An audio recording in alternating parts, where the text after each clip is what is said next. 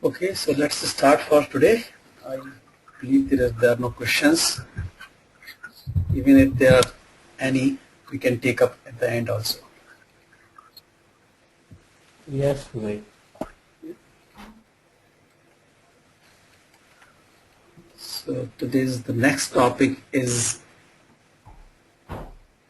human resource management.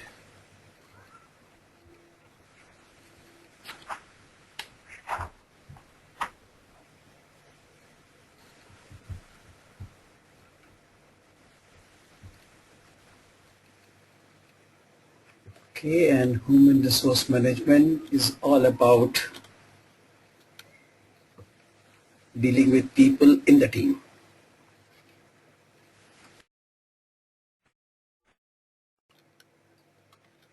Okay, so team is one of the stakeholders on the project, and this project is all about team and team members. How we can effectively use people in the projects and their most critical and most unpredictable factor of the project.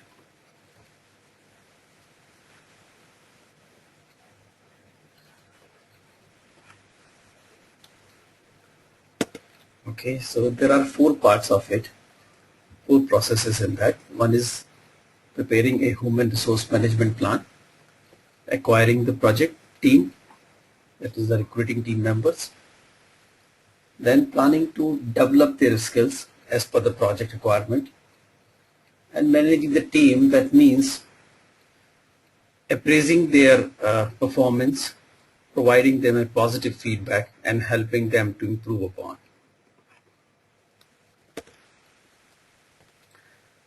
What mainly we're going to discuss in this chapter is about team members, their roles and responsibilities, identifying the right people, taking actions to build their competencies,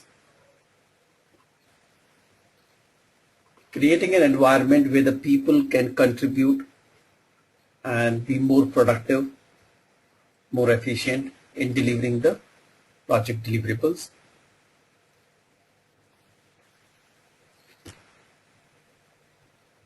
It is also about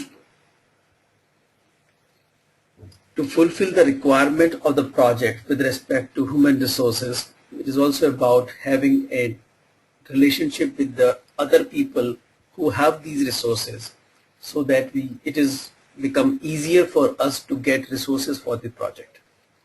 So the networking plays a significant role in acquiring team and developing it or dealing with it.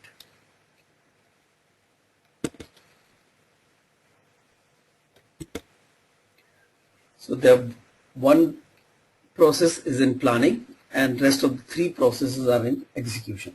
There is no process in monitoring and control.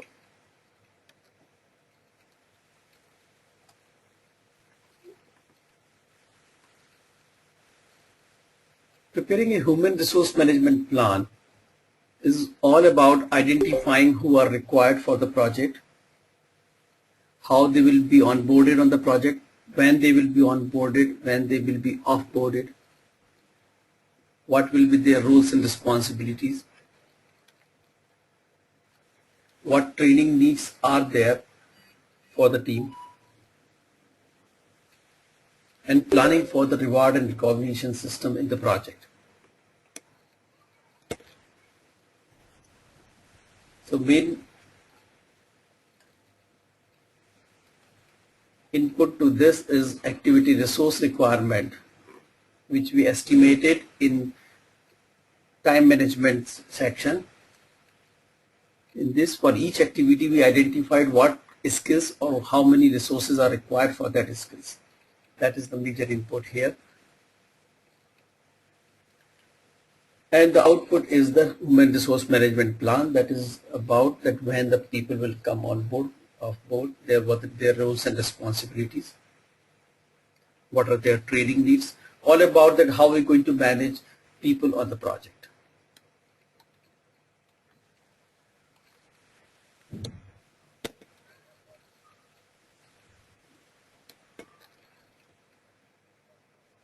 So what are the tools normally we use in this? Preparing some chart and position description like this.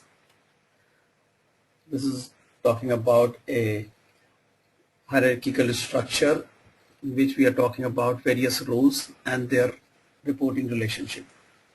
The second, we are talking about building a responsibility assignment matrix, something like hierarchical or matrix, means how our team is organized in the project and what they will do. The responsibility assignment matrix normally help us to identify who will be on the project and what they will do, what exactly they perform and how they will support the project activities.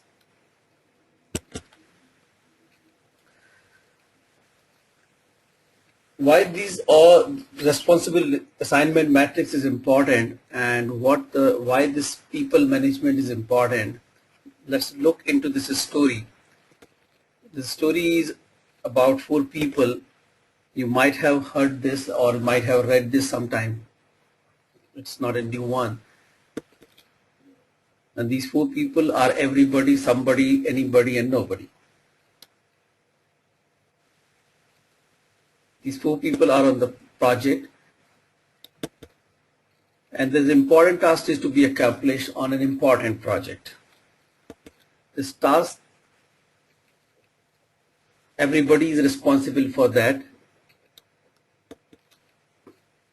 Everybody was sure that somebody would do it. Anybody could have done it, but nobody did it. So everybody was sure somebody will do it. Anybody could have done it, but nobody did it. So somebody got angry about it because it was everybody's job. Everybody thought that anybody could do it, but nobody realized that everybody wouldn't do it. It ended up that everybody blamed somebody when nobody did what anybody could have done.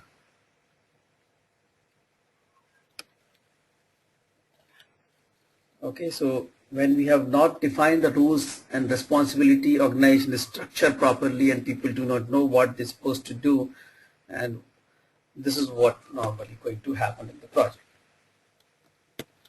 The other terminology for this is called chaos. So the conclusion is that whenever responsibility of a task is on everybody or somebody or anybody or nobody, the task is at the mercy of God and only RAM can save it. So RAM is a tool that never fails and project without responsibility assignment matrix, which is RAM, are bound to fail. So how many of you actually create RAM in your project?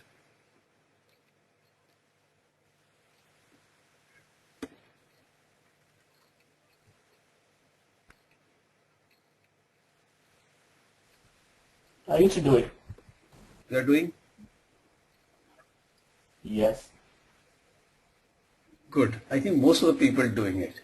So people have already realized that this is better than chaos. Up to some degree, everybody is doing, either formally or informally. But I have seen during the execution, when the things changing fast, people do not update it. And sometimes if you see during the execution, at least when the product or project is in full swing, at that time you see some kind of confusion, and because that reason is because initially we all prepare it, but we don't update it. Because the changes are bound to happen and these things are not changed and not republished. So often we move into some kind of chaotic situation. The better thing is that we keep updating it as the things changes. So Vivek. Yeah, RASI chart and RAM is more or less the same.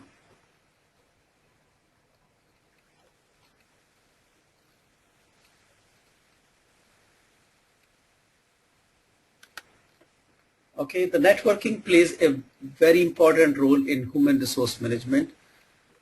Though it is this tool is given in the planning part, that the human resource management plan. While I think when you're acquiring the resources, this tool, that networking, actually work fantastically.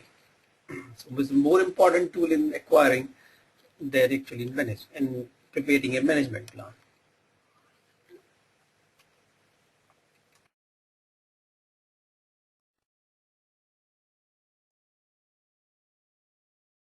So as an output, we get a human resource management plan which talk about who are going to work on the project, when they will come on board, when they will go off board, what their roles and responsibilities, the authority level, the competencies, and the organization chart which talks about the roles people are playing and their reporting relationship.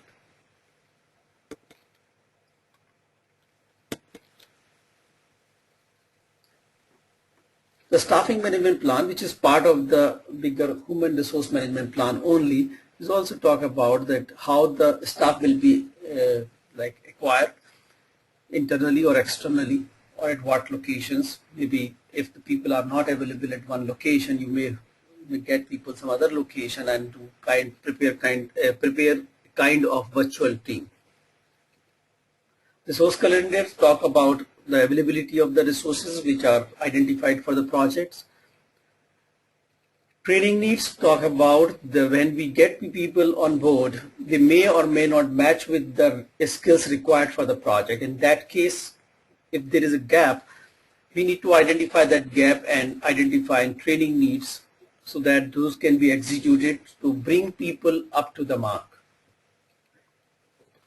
This is normally a very big gap.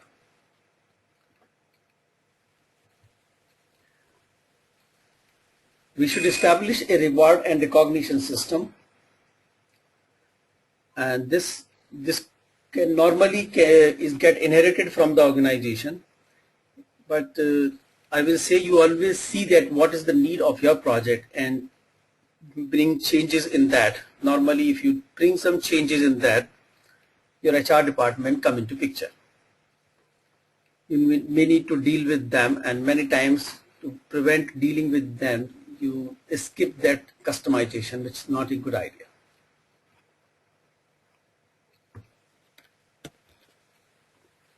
The next process is acquiring project team, and this is about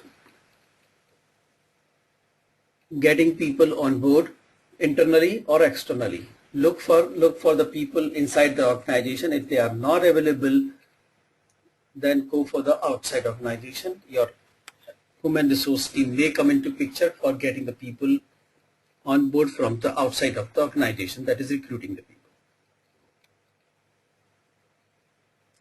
And many things like using of subcontractor, matrix environment, and reporting relationship may play a significant role in acquiring the people.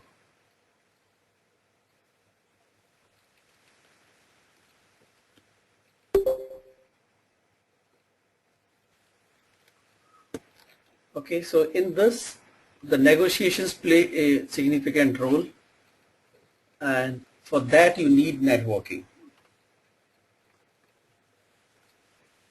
So what you get is project staff assignment, that who will do what.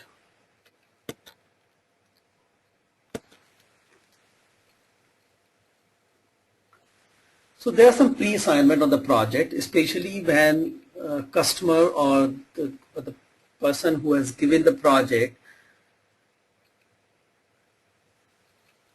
asks for specific people on board on the project, because the project is needs some kind of niche skill, which is, and ask for that you please give some resume or some or let people, I want to talk to the people who know this kind of technology. When such things happen, some pre-assignment is already done. That means the project is not started, but few people are already committed to the project. The project manager's job is that to get these people on board as scheduled.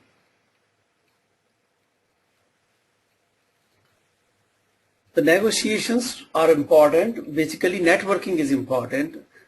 where you need to have relationship with the various other functions, like various technical functions in your team. If it's a metric organization, your relationship with the recruitment team, better relationship you have, it is the chances are higher that you will get a good resource. So it works like that there is a resource manager who have one resource.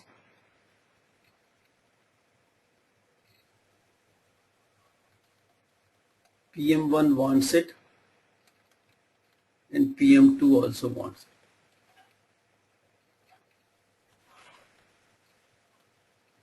Okay.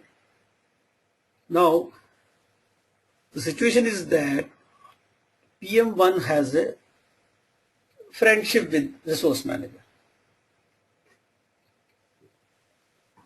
They are talking to each other, they are having some coffee together, they are having some going together to some place, and a good relationship is there. What do you think? That where the chances of this resource going? Here or here? If there is no other external pressure.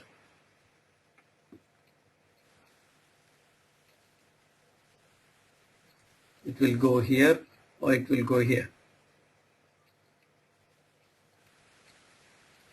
PM1. Fairly simple. But suppose they are not friends, but they have another person who is friend of both these people.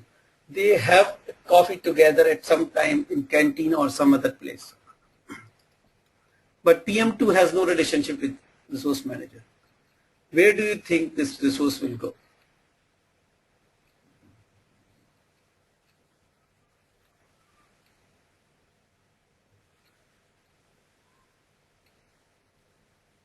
Let me repeat. PM2 has no relationship with RM as such, never, like it's a new request, it's a new phase. But PM1 has shared a coffee together with RM at some point of time when they meet together with a friend who is common between RM and PM. Where the resource you think likely be going? PM1. PM1. Now suppose even they don't have a relationship or coffee together. They might have shake hand some time back, just because they meet in a gathering, meet in a function. Maybe a friend joined them together, just saying their hello. They have said hello to each other, just that's all. But PM2 is a new phase. Where do you think this resource will go? It depends upon the priority. I understand that there are, I say they both are of the equal priority.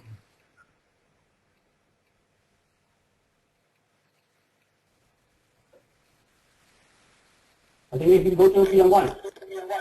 PM1. Okay, even I say this project has higher priority than this. Okay, this has low priority. What do you think, how much RM will think over before providing the resource to him?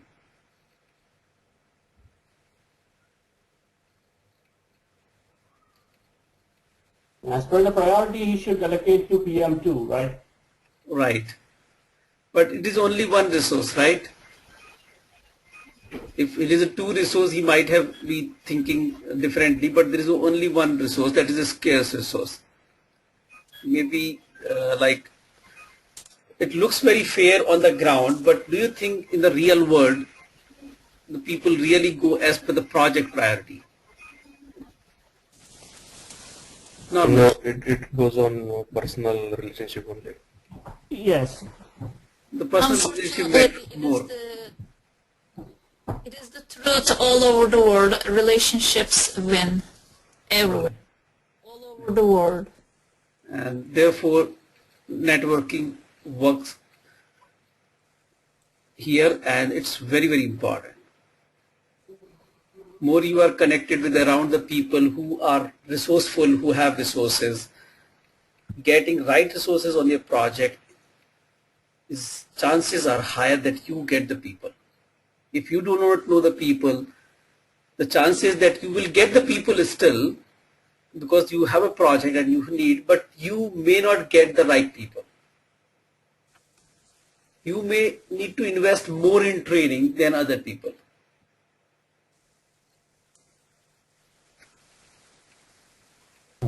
Vivek, in this scenario, we are just talking about RM versus PM1 and PM2. How about trying to find out the interest of the resource working on project 1 or project 2, or PM1 and PM2? So there could be a scenario where, a resource knows about project manager 2 and RM, or PM1 has a common friend with RM. So in that kind of a scenario, is the resource interest is also taken into consideration, talking with the RM, or is it just about a decision between RM and PM1 and PM2? See, in doing anything, there could be many factors actually. If you see, there could be many factors. We are saying other factors are neutral. In that case, what will happen? If all other factors are neutral, you will see, even if you have shake hand with someone, the chances of you getting the person is higher. We're just talking about chances of higher. It not necessarily come to you. The chances are higher even if you know the face of the person. If it's a comparison between PM1's face is known and PM2's face is unknown, the chances of PM1 getting the resource is high.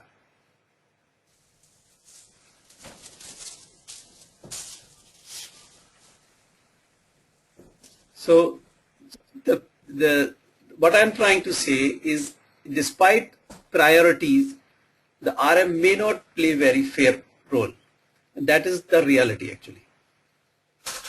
The life is not so fair.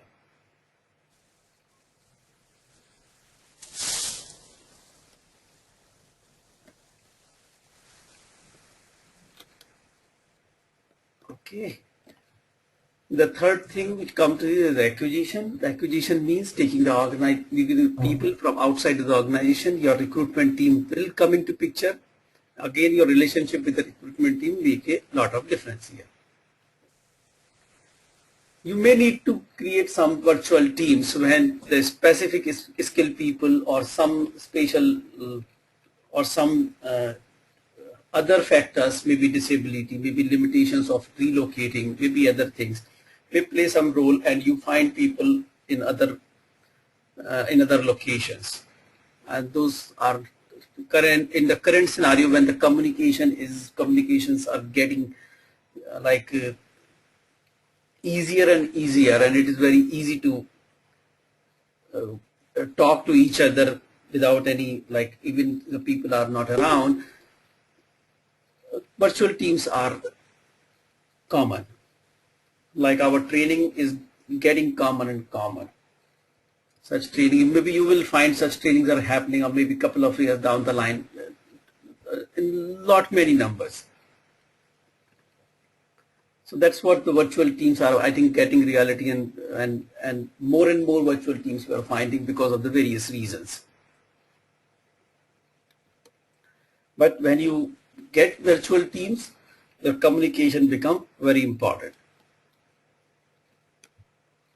Establishing right channels and seeing that there is a smooth communication is happening. You establish the channels and get the right equipment and get the right environment, and create an environment where the people can talk to each other and trust each other. That's what becomes more important when the virtual teams are there in place. Okay, so what you get output as this staff assignment, you get people on board and you assign them the work. And the resource calendar is about the availability of the resources on the project.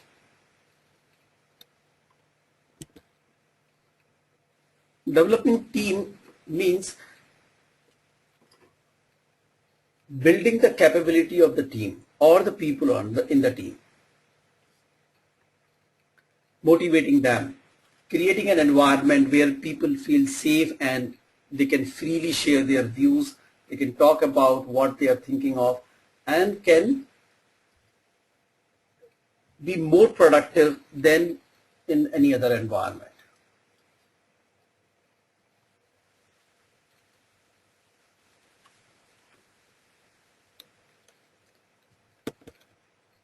Okay, so many things come into picture. The interpersonal skills are very important in developing team or working together. Training, team building activities, ground rules, co-location. There are various tools which are normally used to create a productive environment and building the capability of other people. The output is very specific to this. You should remember that team performance assessment is an output of this. That means when you implement these tools, you also need to assess that if these tools are really working and they are giving the expected results. The interpersonal skills is all about influencing each other, having trust, understanding each other, having or a higher degree of empathy as a skill as such, which is very, very important. The second thing is training. Training means filling the gap between what the people have the skills and what the project needs. And normally training improves the capabilities of the individual people.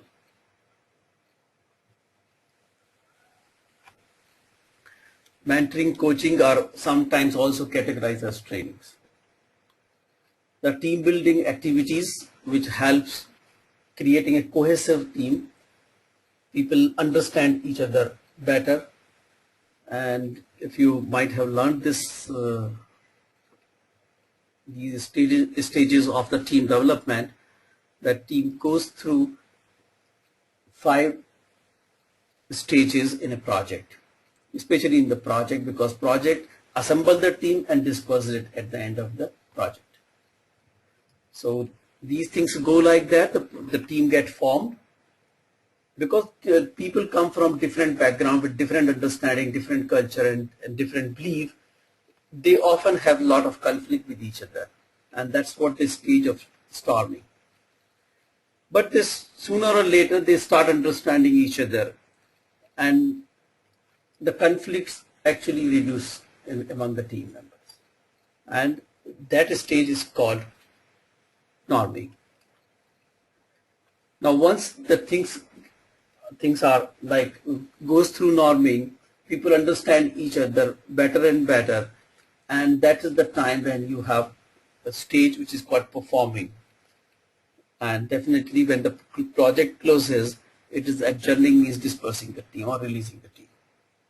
Now it is totally on the skills of interpersonal skill of the team members, project managers and the people around, that in what stage team spent more time. The sequence will remain the same. In many teams, the team spends so much time in storming that there is hardly any time for norming or hardly any time for performing. Such projects will really struggle.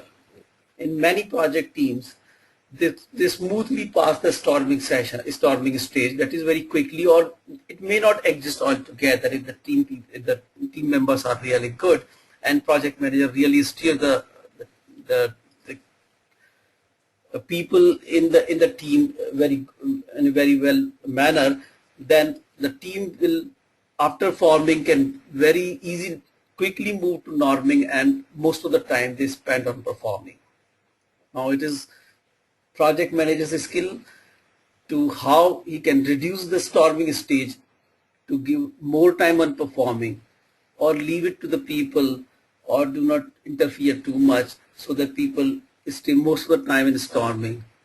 And then by the time you reach to perform, it is the time to lecture.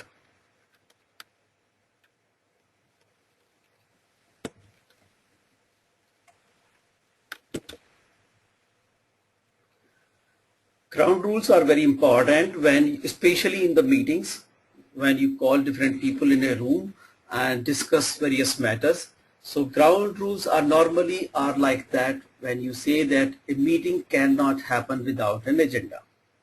So you have called a meeting, but if you see that there is no agenda published before that, you just cancel it or postpone it till you get agenda. So there's a ground rule that without agenda, the meeting will not happen.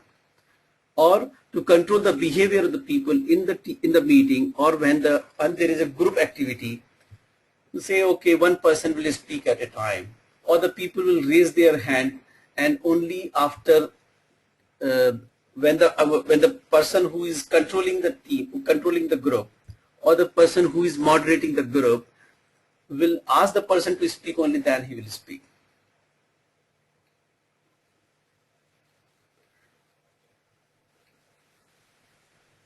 Immediately after the group activity or the meeting, an MOM will be published. These are the things which are ground rules. You create ground rules and adhere to them. It is totally up to you. Better you do, better your meetings will be, and more productive time you will spend there. Co-location is about building the cohesiveness among the people. So even if the virtual team is there, though in the virtual environment, the co-location is a challenge, but you can see that the people time to time come together and spend some time so that they understand each other better. So sometimes you might have heard about a term called war room. So war room is normally a place where the people come together and have close interaction and try to resolve things faster. And then the personal assessment tool, you might have seen some tools like DISC, MBTI kind of things, which make a profile of yours and will tell you what kind of behavior you have or what kind of behavior you normally observe when you're interacting with other people. And that may help you to improve on some of the factors which are weak, or maintain or further strengthen the factors which are good with you already, or you are already strong.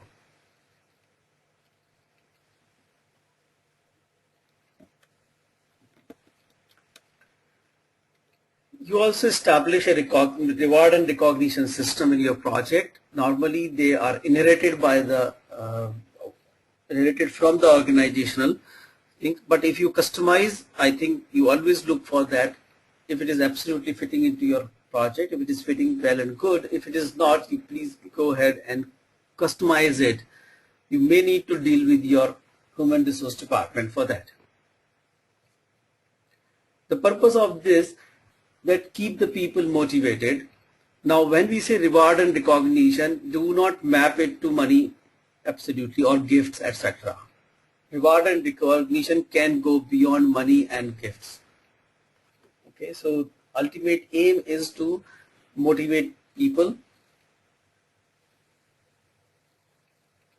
and the basic characteristic of reward and recognition should be that it should match the efforts required for performance. Like if the efforts are more and your reward is less, then people may not feel motivated or may not feel very enthusiastic about it. So your value of the reward should match with the efforts.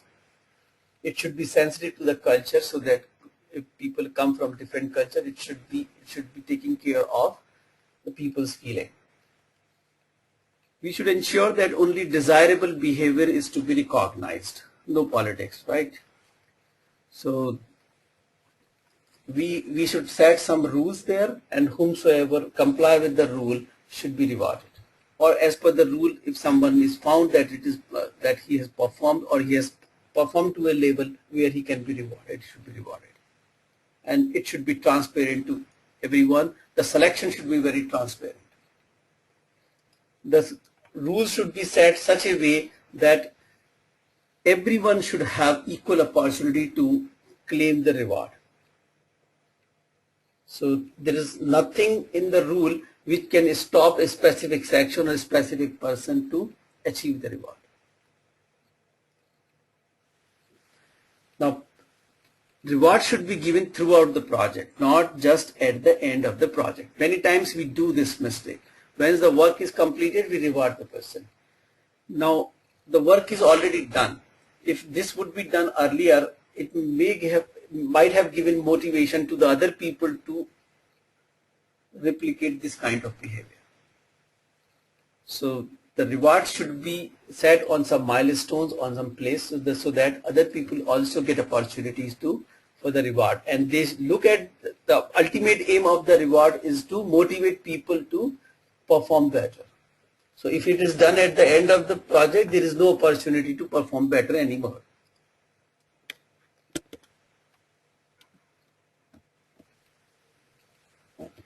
The outcome of this is team performance assessment. That means whatever the measures we have taken, we have to check that if they are really working. If the competencies is improving, the cohesiveness is increasing among the team members, we are getting better results of these measures. If that is not the case, then we should look into our measures and correct them.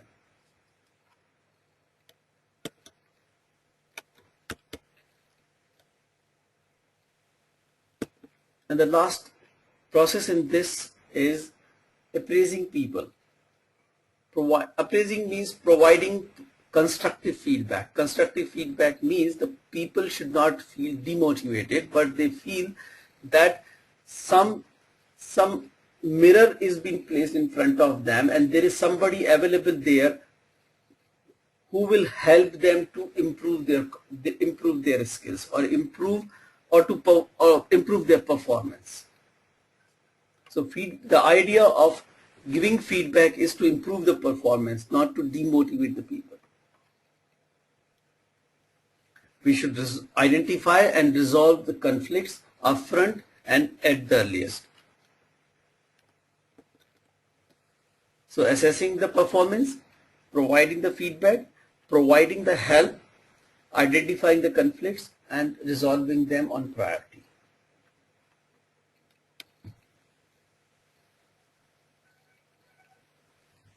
So when we talk about tools and techniques in this, now one important thing here is work performance report, that how the people are performing on the projects. That data you have to get, which will help you to understand that how people are doing.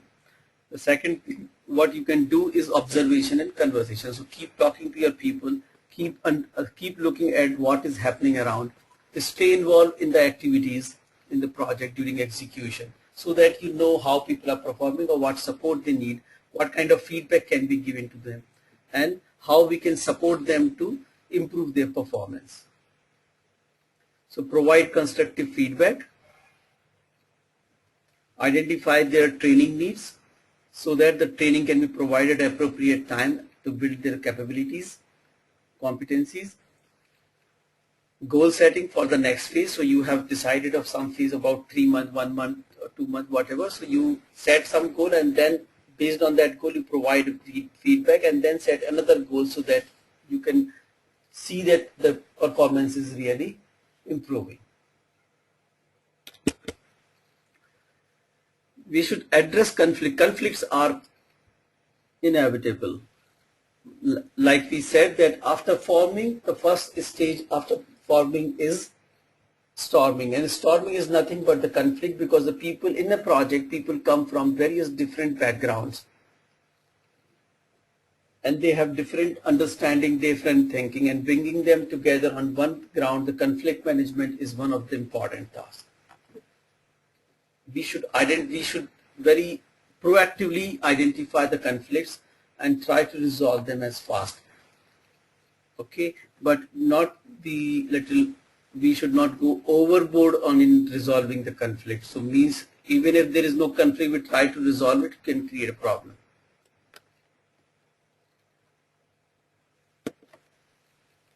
So there are some methods to resolve these conflicts. We'll discuss about them. Another thing which is important is the interpersonal skills, basically social skills, because basically how you gel with other people, how you influence other people, how you can do in a group and make decisions with the consent of the people. So outcome of this could be change request. Change request is in the human resource processes, human resource management plan or human resource processes in the organization or in the project.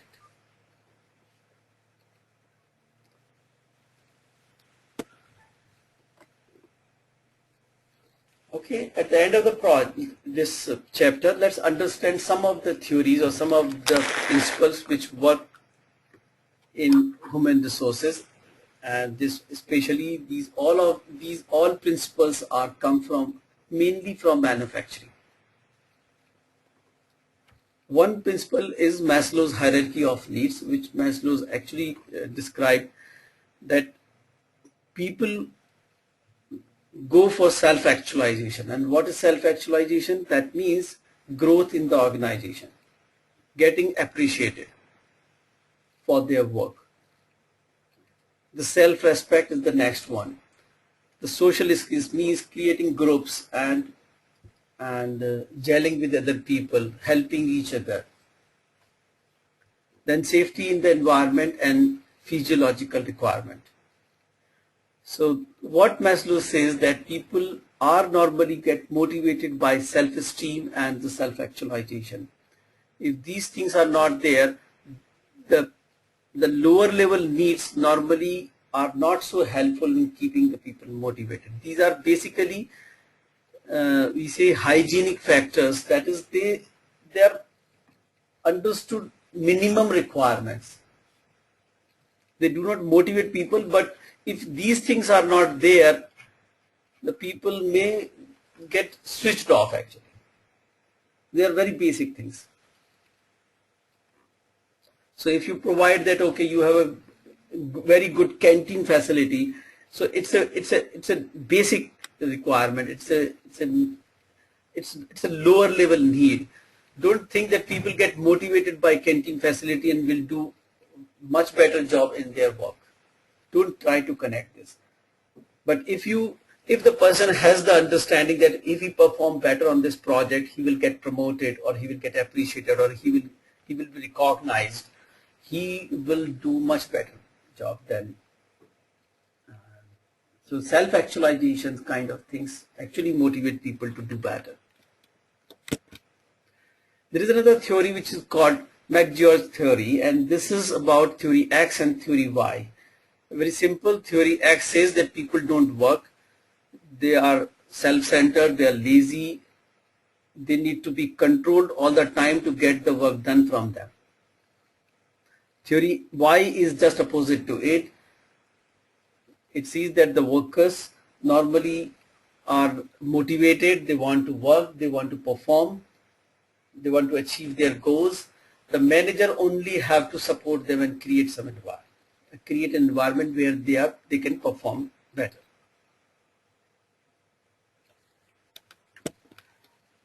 Another theory is called theory Z, which is similar to theory Y, which says that people normally good, they want to perform, they get gelled with each other, and they want to work in group.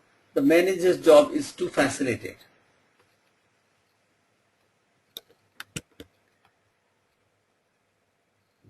There is another theory which is called Herzberg motivation theory, which is similar to the Maslow's hierarchy of needs, which talks about that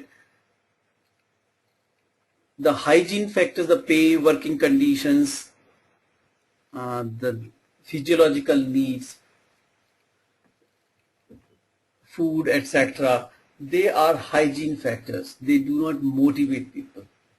What motivates people is self-actualization, their achievements, their personal growth, responsibility given to them. So the responsibility is normally an award. So you need not to give them all the time the money, but if you give more responsibility, people normally feel appreciated. So these things actually motivate people. There is an expectancy theory, and expectancy theory says that the people remain motivated and productive till the time the value of the reward meet to their expectations. So they are expecting some kind of reward. If that reward is there, they remain productive, otherwise become unproductive.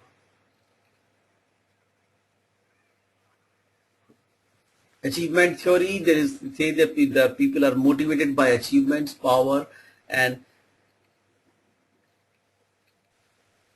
affiliation, which actually play a positive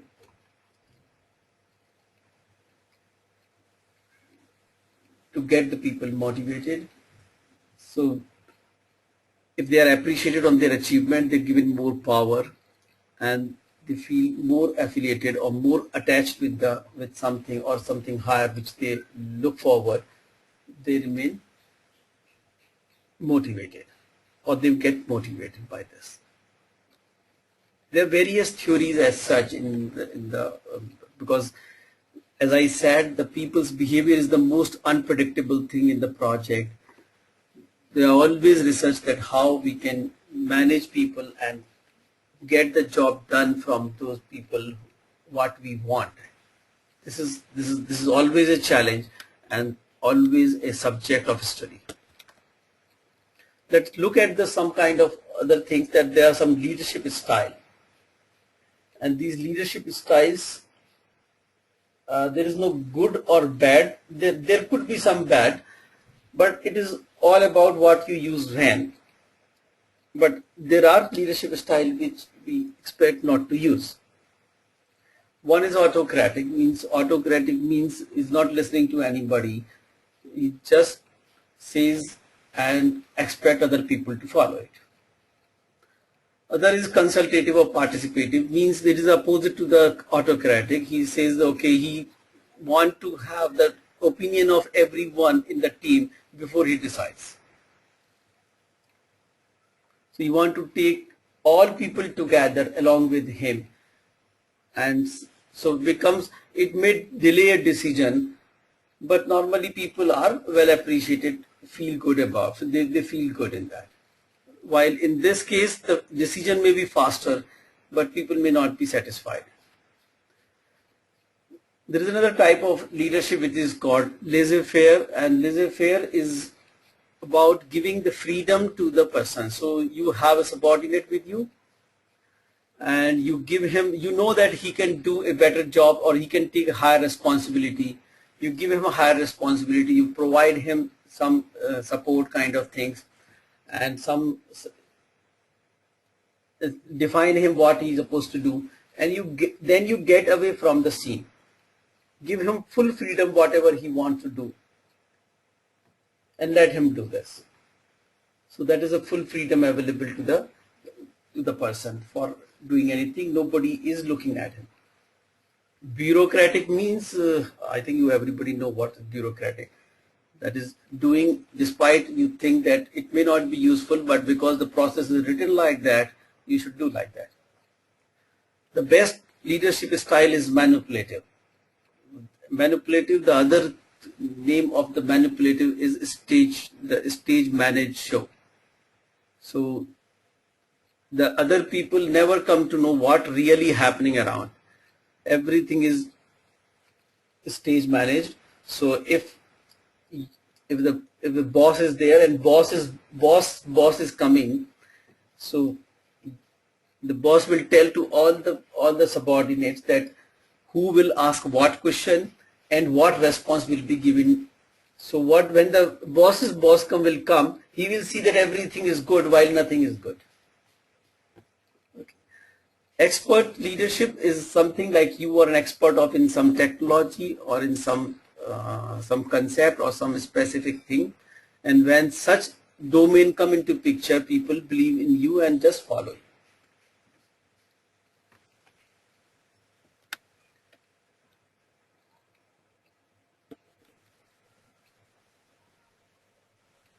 We also talk about basis of power. So there are 5 ways where a person assumes power or a manager assumes power. Or there are 2 ways basically. The one is due to position, and second thing is earned by the person. So he assumed the penalty power, the reward power, and the legitimate power. He assumes because of the position.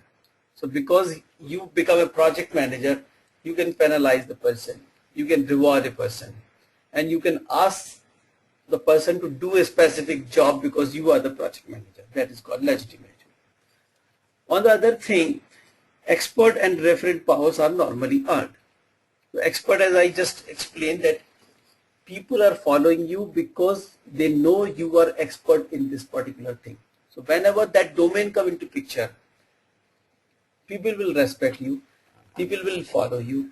You automatically assumes that power because you are an expert in that particular domain. And now this is earned because it is basically your capability. Another one is the referent power. Referent power is something like you respect. His behavior, his style, his way of working is like that. You just get attached with this person. You just respect this person and try to copy this. Or whatever that person says, you just follow it. A simple example could be Mahatma Gandhi. You say, okay, whenever he's moving somewhere, the thousands of people are behind him because they think that this is the person who can be trusted upon, and this is whatever this person will do the right thing. It will be right. So that is called referent power, and both these power need to be earned, while these power will come with the position. Now, what you should use and what you should not use, it is like this and this. More you use it, more respect you get. More you use these 3 things, less respect you get. More you use these 2 things, more respect you will gain in the team.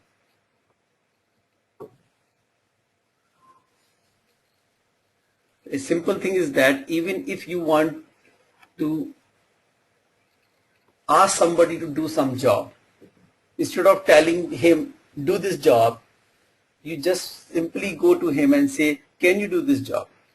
Normally we do it, but when there is a time pressure, cost pressure, or some other pressure is there, we normally forget about such things.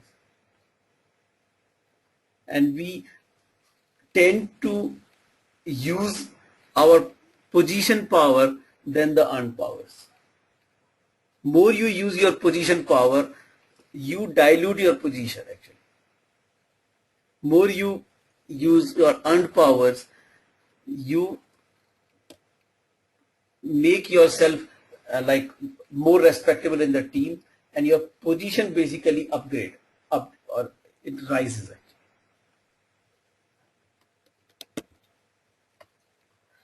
There are always conflicts. Normally the research has shown that this is the order of in which the most of the conflicts happen.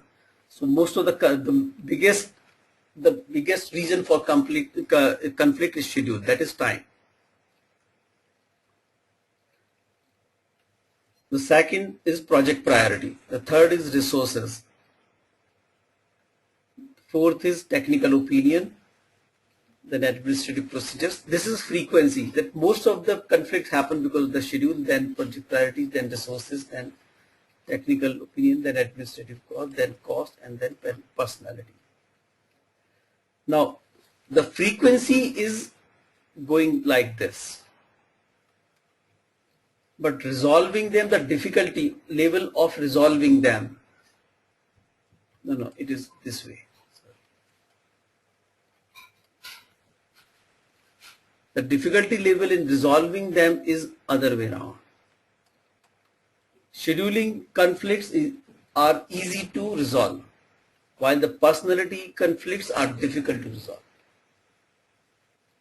Technical opinions, difficult to resolve. still you can bring out some kind of collaboration among the people and can do it, but the personalities are different. It will be very, very difficult because personality do not get changed so easy.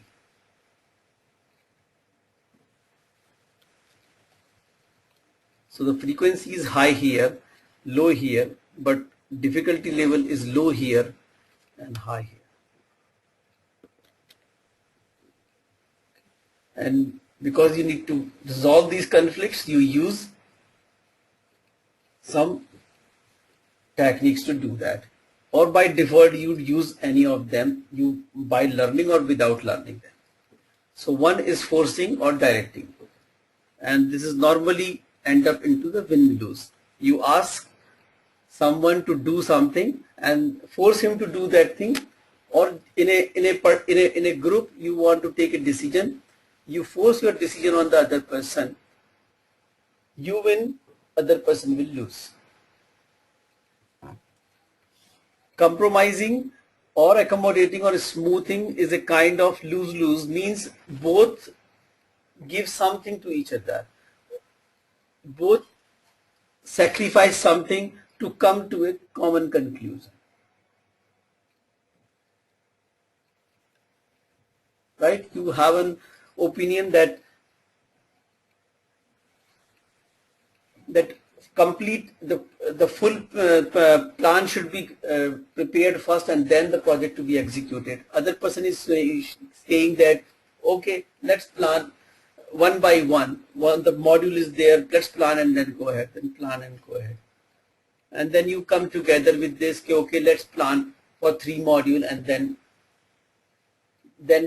you plan when the modules are coming up. So every day, every time you have planned for 3 modules, something like that. So one person give up something, other person give up something, and then you come to a conclusion, which is a kind of lose-lose because both have sacrificed something. These kind of solution may not be ideal solution or may not give a proper solution to this. Withdrawing and avoiding is just opposite to the forcing.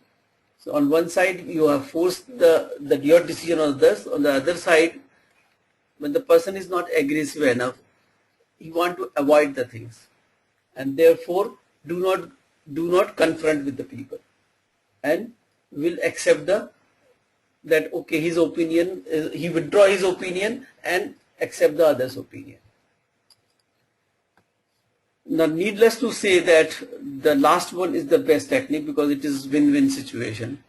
It is about confronting, means talking to the person with whom you have problems, not avoiding it, not forcing it, collaborating it for the problem solving, focusing on the problem, not the person, and finding out what are the reasons behind the opinion or reasons behind the other person's suggestion or opinion, and then finding out that if we can solve a problem, whatever the problem is there, whatever the conflict is there, if we solve the problem, so both get satisfied. So achieving this could be little difficult, but this is the only stable configuration.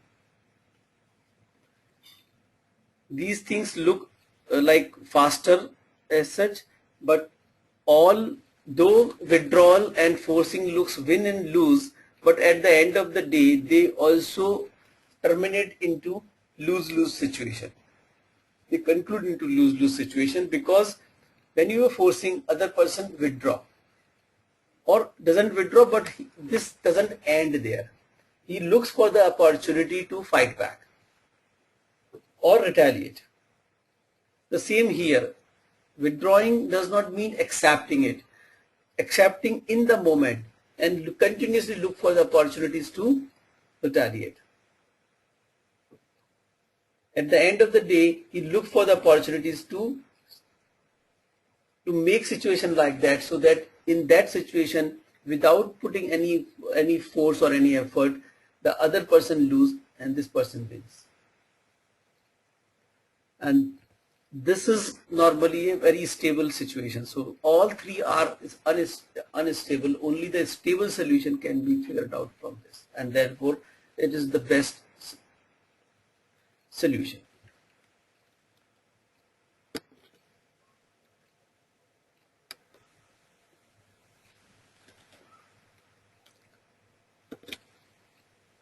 Any question?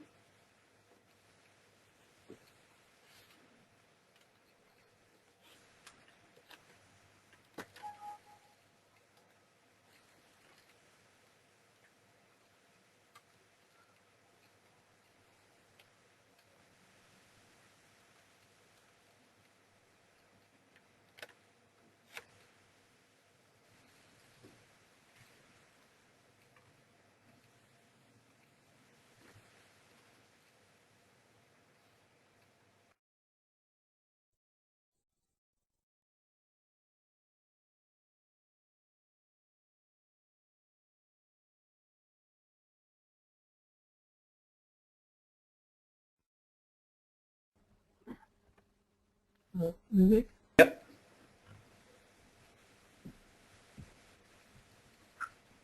um, the responsibility assignment matrix we were discussing, does it go hand in hand with the WBS data dictionary where you will specifically mention who is responsible for what?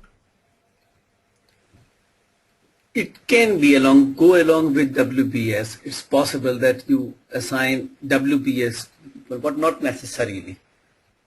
WBS may help in preparing a responsibility assignment matrix, RASI matrix. Okay. So is it the responsibility assignment matrix that we create first, or is it the WBS data dictionary? No, it's not the WBS data dictionary. WBS data dictionary only talk about that what need to be done in work package.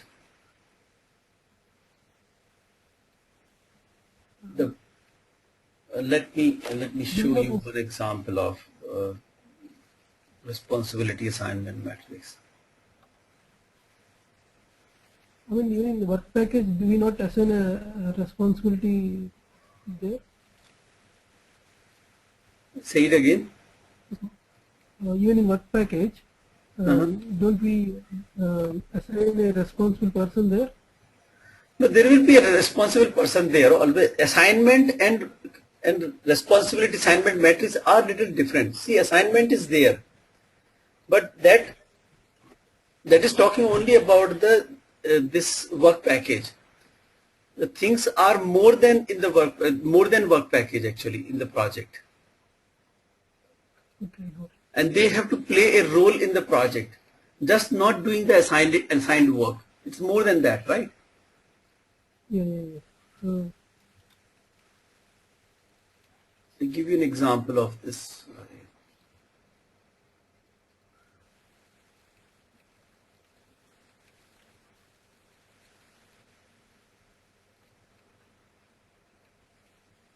Like one person being assigned to more than one work package.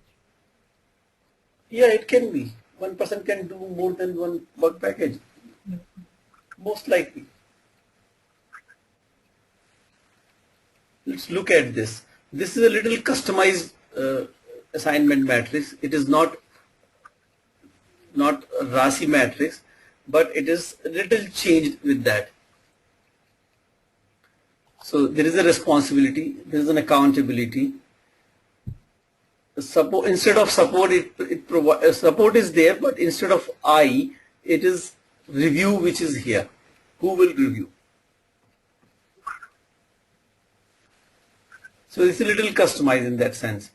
So you see that there are people here and there is a work to be done. Now, one work package, there are many people who are working on it, right? So one person, normally only one person is accountable.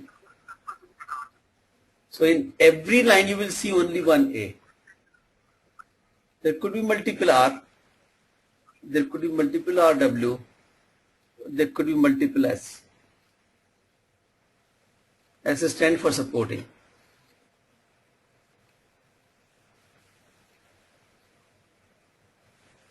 So if you see that there is a this CMS development, it is this person is accountable, this person is supporting.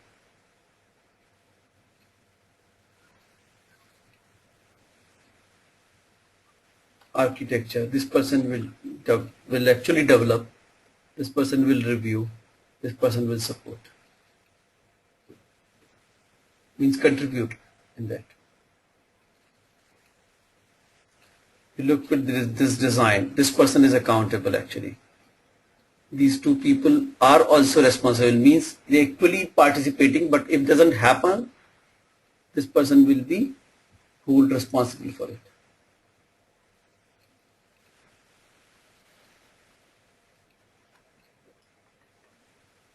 Sorry, website.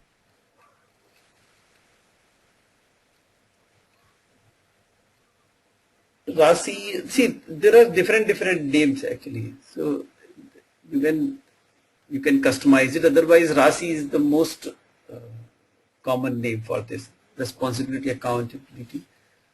I think C stands for contribution, right? Consulting. Consult, and IF stand for inform.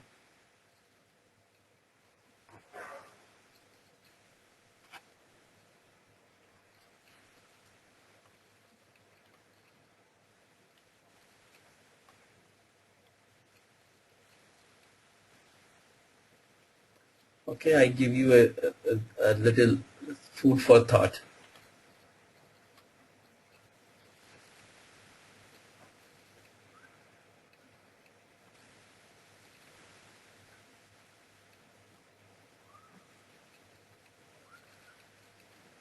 Okay, you have a small situation in front of you.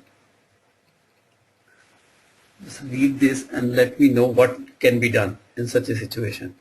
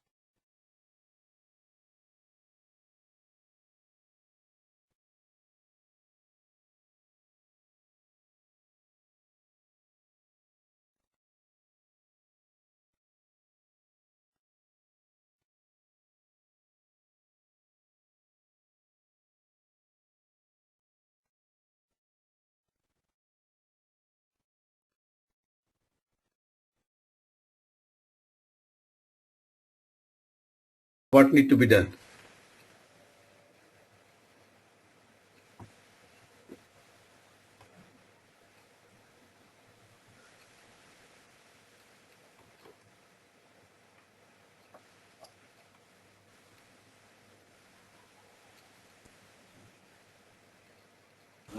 Vivek, I think the manager needs to talk to the individual team member and try to explain more about the project plan and the project outcomes and things like that. I mean, basically, we need to motivate to create more excitement about the project and the project plan. So probably that could give more interest about the team members, involvement, and then help in proceeding the project. Okay. Any other opinion?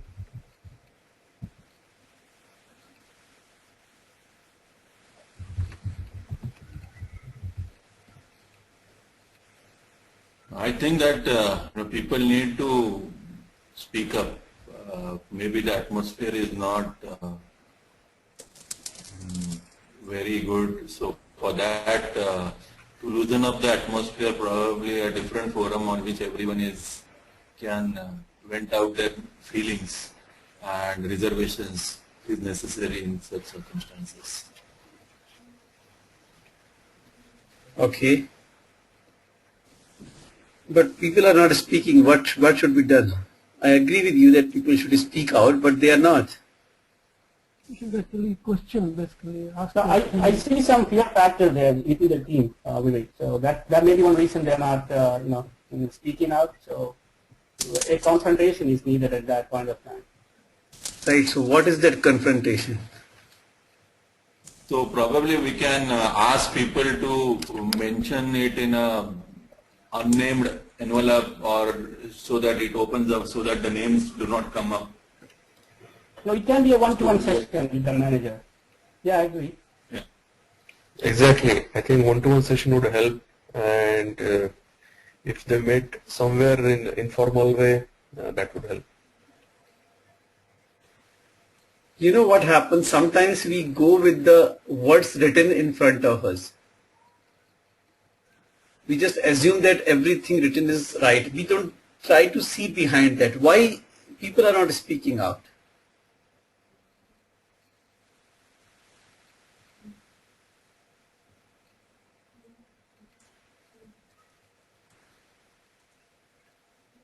Maybe they are thinking this project is not feasible somewhere, or it's not possible for them to contribute, or they see some like maybe some conflict in this current scenario where they are working right now. Vivek, I am confused. Are you asking the reason or solution? Sorry, Rajesh. There may be fear, right? There may not be. There is a possibility of fear. So, but manager is there, and fear is also there. How to remove that? Or so there is something else.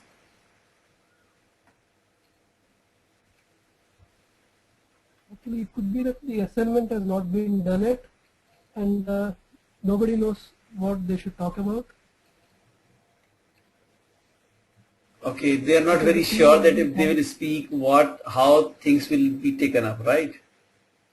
Yeah. Because it was a planning, it was a meeting to plan the project. So I would assume that the assignment has not been done yet. So team members might be a bit confused on what aspect they should talk about. Right. Have you seen any situation like that?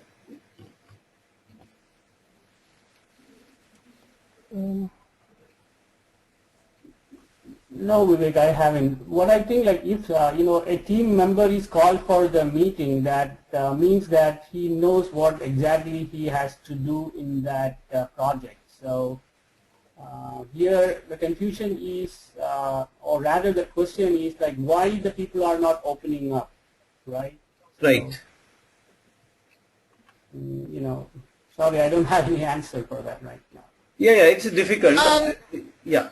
There are also managers, they although open a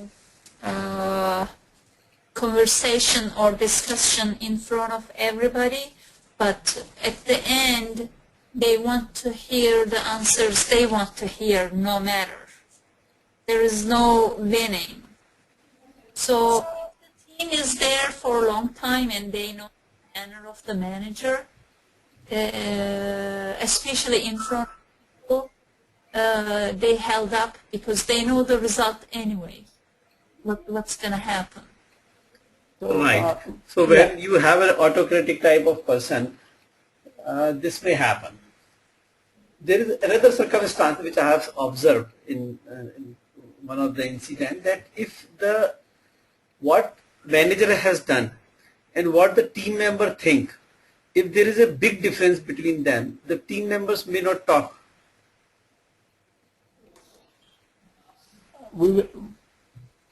Vivek, one of the isolated incident I had, it's a real-time incident, is like sometimes I feel that the managers, even though they call for a meeting, just for the sake of the meeting, they are not good listeners.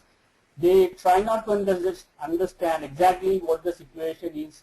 They just call a meeting for the sake of the meeting. That's probably, I may be wrong, but that was one of my isolated things. Absolutely, this can be one of the reasons, because people know that this person is not going to hear what is the point talking about.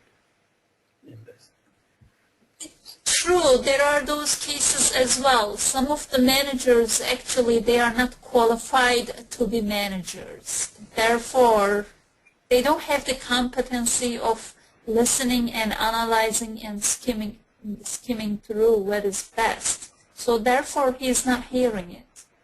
He or she. They are usually he. Yoshi. Okay, usually he. Okay, very good. Okay. But they are not skilled to hear it. I mean, one way or another way, they became the authority, but they lack the skill, basically. They don't hear it. Right. So maybe this can also bring some kind of conflict. Anyway, give me a moment because my GoToMeeting looks like a hang up on my computer. So this may close down actually. But the meeting will be remain on. In 1 minute I will be back. And with the things what happened next. Okay.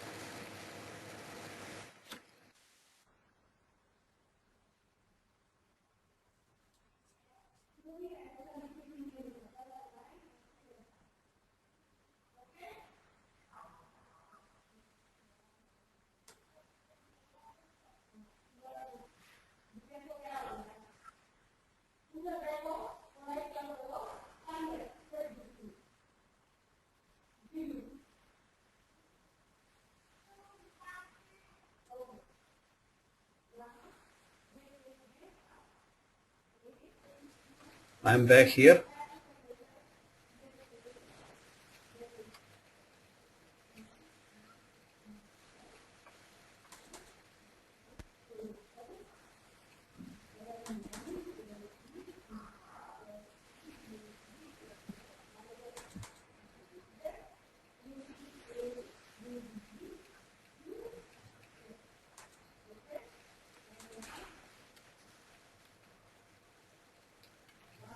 Okay, let me show you what happened next.